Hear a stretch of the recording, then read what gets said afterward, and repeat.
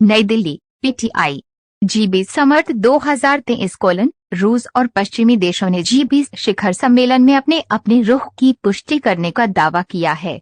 भारत की अध्यक्षता में जी20 शिखर सम्मेलन में शनिवार को सर्वसम्मति से नई दिल्ली घोषणा पत्र जारी किया गया था, जिसमें यूक्रेन पर रूस के हमले की निंदा करने से बचा गया था। रूस के अलग थलग होने की पुष्टि करता है जी20 घोषणा पत्र। मीडिया से बातचीत में फ्रांस के राष्ट्रपति इमैनुअल मैक्रों ने कहा कि जी20 घोषणा पत्र यूक्रेन पर हमले के लिए रूस के अलग थलग होने की पुष्टि करता है और ये ब्लॉक युद्धग्रस्त देश में न्याय संगत और स्थायी शांति के लिए प्रतिबद्ध है। मैक्रों ने कहा कि जी20 राजनीतिक वार्ता का मंच नहीं है और समूह के अधिसंख्यक देशों ने यूक्रेन पर रूस के हमले की निंदा की है।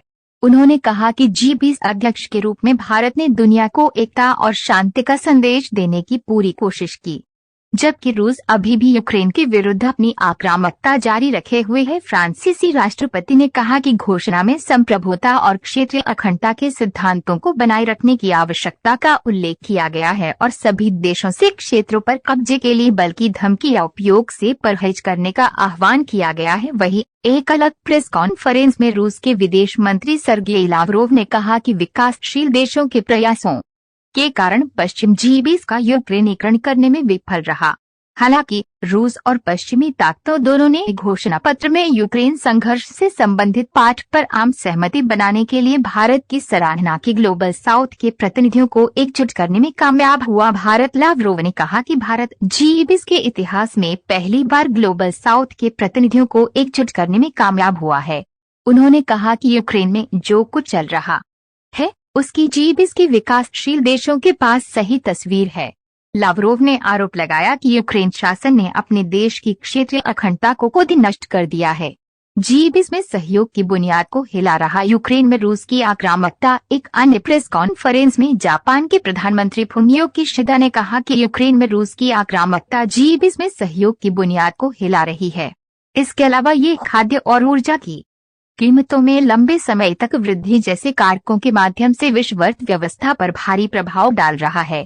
उन्होंने कहा कि आज जब दुनिया एक जटिल संकट का सामना कर रही है, आर्थिक सहयोग के प्रमुख मंच के रूप में जी20 में सहयोग तेजी से महत्वपूर्ण होता जा रहा है। यूक्रेन संघर्ष खत्म करने के लिए वार्ता के विरुद्ध नहीं। लावरोव रूसी विदेश मंत्री सर्गेई लावरोव ने रविवार को कहा कि उनका देश यूक्रेन संघर्ष को समाप्त करने के लिए बातचीत के विरुद्ध नहीं है, लेकिन इसमें जमीनी हकीकत और नाटो की आक्रामक नीति के कारण उत्पन्न होने वाले कारणों को भी ध्यान में रखा जाना चाहिए। एक संवाददाता सम्मेलन में उन्होंने कहा कि लगभग 18 महीने पहले वे संघर्ष का समाधान करने के लिए एक संधि पर हस्ताक्षर करने के लिए सहमत हुए थे और दस्तावेजों पर हस्ताक्षर भी किए गए थे।